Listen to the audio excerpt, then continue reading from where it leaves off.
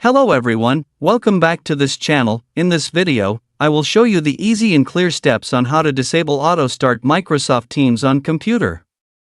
So how to disable Auto Start Microsoft Teams on computer? Make sure you keep watching this video until the end.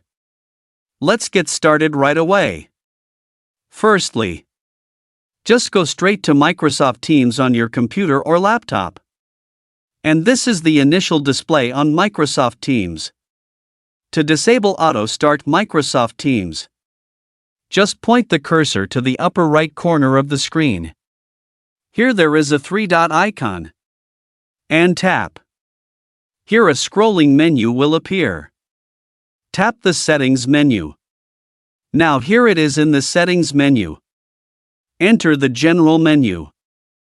Now here in the General menu. Now here there is a System menu. And tap on How to Auto Start Teams. This feature prevents applications from opening automatically when the computer is turned on and helps reduce memory usage and speed up the startup process.